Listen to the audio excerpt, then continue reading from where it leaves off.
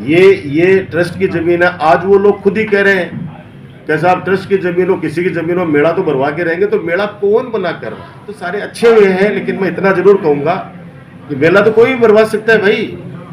पहले भी तो ट्रस्ट से सैंक्शन लेके, उनसे अनुमति लेके 10 लाख रुपए ये लोग पे करते थे। कोर्ट के अंदर भी इन लोगों ने एडमिट किया है, तो वो भरवाते थे। उद्देश्य आपका सिर्फ यही है क्या? आपने तो जनता को ये गुमराह करा किया गया था कि साहब ये तो ये हो गया, ये तो ये हो गया। विकास कार्यों को पसंद करती है नवलगढ़ की जनता, लेकिन कुछ लोग, अपने लोग नाराज हो गए, गुमराह हो गए। आने वाले समय के अंदर उनको जब सच का पता चलेगा तो इस वक्त चुनाव के बाद पहली बार आप लोगों से रूबरू हो रहा हूँ। वैसे तो होने थे सेकंड डे, लेकिन मैं सभी कार्यकर्ताओं का, नवलगढ़ की जनता का धन्यवाद देना चाहता हूँ, जिन्होंने हमेशा मुझे प्यार दिया, आशीर्वाद दिया, मेरे विकास कार्यों को हमेशा सराहा। लगातार 3 बार भारी मतों से हमेशा से आशीर्वाद दिया। इस बार भी कार्यकर्ताओं ने खूब मेहनत की। विपरीत हालातों में भी कार्यकर्ताओं ने घर घर जाकर लोगों को समझाने की कोशिश की, लेकिन कामयाबी नहीं मिली। जीवन का हिस्सा है हार जीत। जो भी फैसला है उसको सर स्वीकार किया है, हमेशा सर झुका के स्वीकार किया है। और जिन लोगों ने मेहनत करके नवलगढ़ के जो विकास रूपी हमारे गुलदस्ता था उसको और आगे ले जाने का जो प्रयास किया, उसमें सफल नहीं हो पाए। मैं उन सभी कार्यकर्ताओं से, मतदाताओं से एक ही बात कहना चाहता हूं कि मैं आपका हूं, आपके द्वारा लगाया हुआ पौधा हूं। और जिस प्रकार से आप लोग विपरीत परिस्थिति के अंदर भी मेरे साथ खड़े रहे, मेरा हमेशा की तरह वादा है कि मैं हमेशा आपके साथ सुख दुख में खड़ा रहूंगा, खड़ा रहा हूं। इस नवलगढ़ को बहुत ऊंचाइयों पर लेके गए हैं, आगे भी लेके जाएंगे। जो जीते हैं उनको बधाई।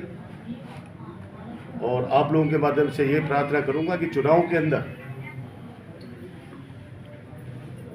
जो भी अफवाहें फैलाई, जो भी झूठ बोला, चलो कोई बात नहीं, हमारे लोग ही हमसे नाराज हो गए और परिणाम हमारे पक्ष में नहीं होकर उनके पक्ष में चला गया। लेकिन उनसे विनती है मेरी कि अब चुनाव हो गए, जो गुमराह करना था गुमराह कर लिया, अब काम पे लग जाना चाहिए।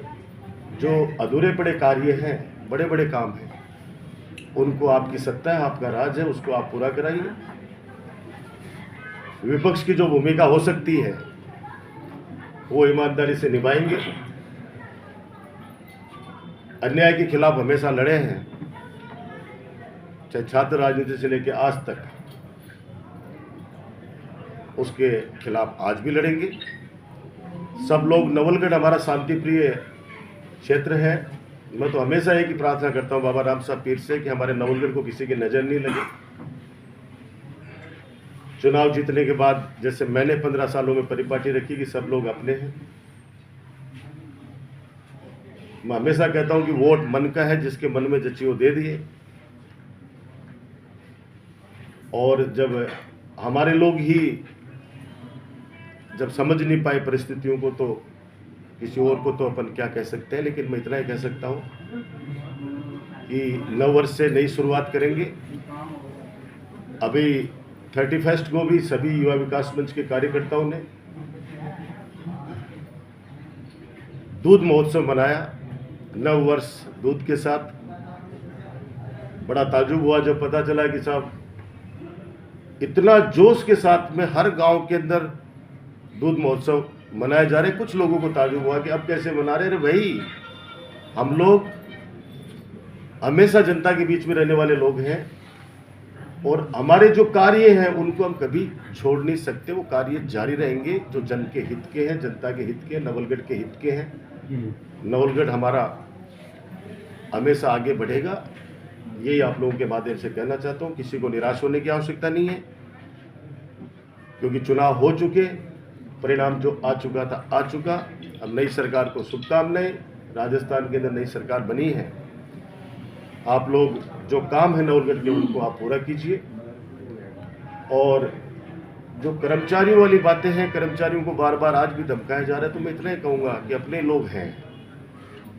अब आपने नवलगढ़ के अंदर पिछले 2.5 साल से एसडीएम जी अच्छा काम कर रही थी, उनको आपने सलूम्बर भेज दिया। तो अधिकारी है, कर्मचारी है, वो तो सरकार के अंदर काम करेगा, चाहे कहीं भी भेज दो राजस्थान के अंदर काम करेगा। लेकिन अगर आपको जनता ने चुना है तो कोशिश ये करो कि जो दूर बैठे हैं उनको लेके आओ, जैसे हम लेके आते थे हमेशा।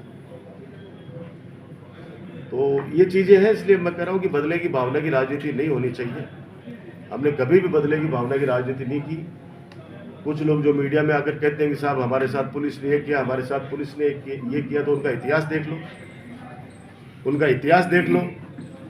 अगर कोई आदमी किसी के पैसे मांगता है, किसी के खा गया, किसी के साथ बदमाशी करता है, उसको पुलिस उठा के ले जाती है और उसको पीटती है या जो भी करती है, मुझे क्या उससे।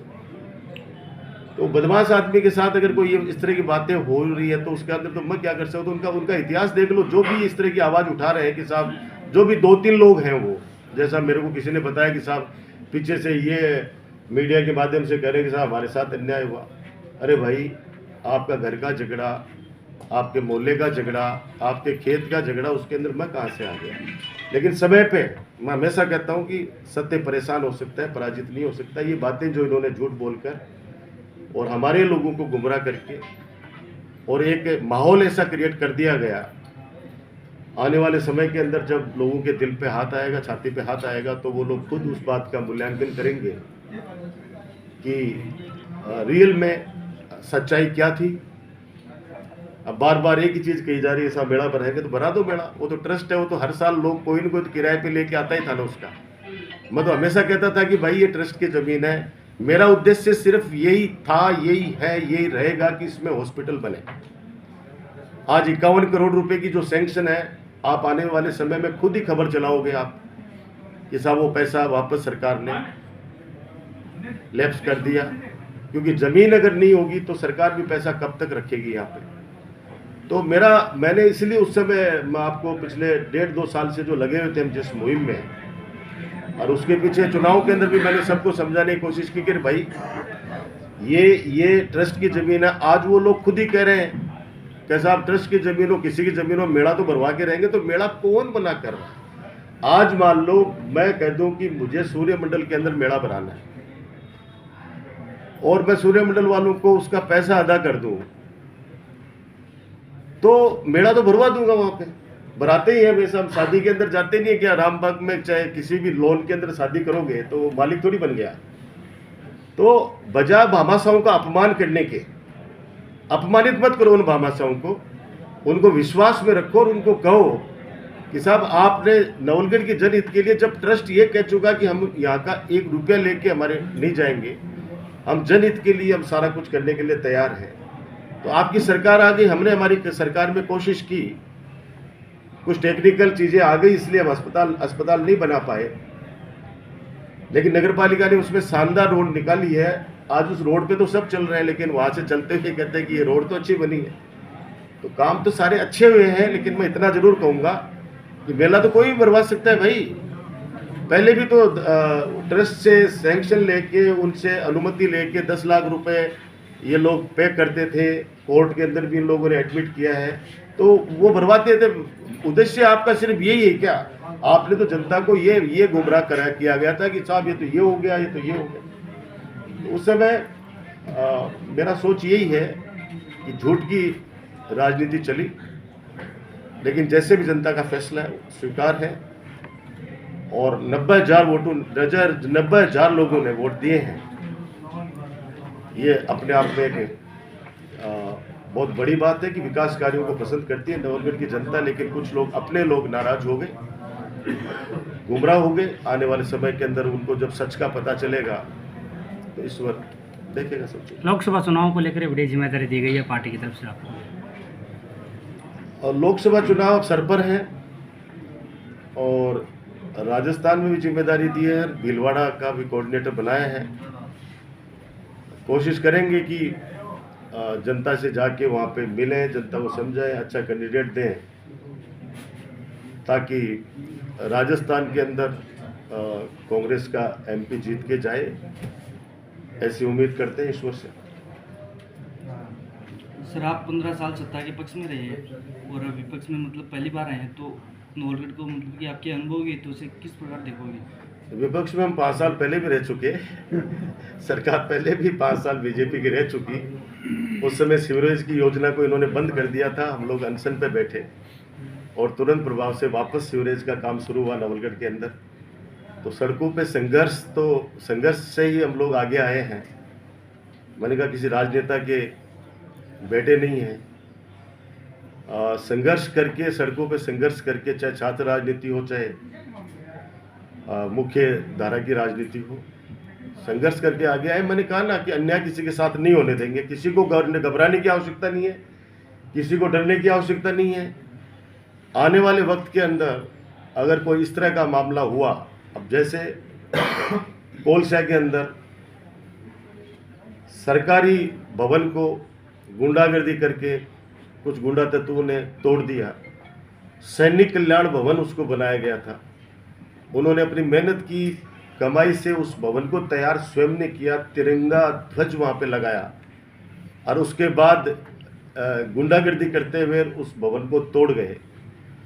तो ये इस तरह के अन्याय है, तो हम लोग जनता के साथ इस मामले में हमेशा खड़ा रहूँगा कहने की बात। Thank you so much.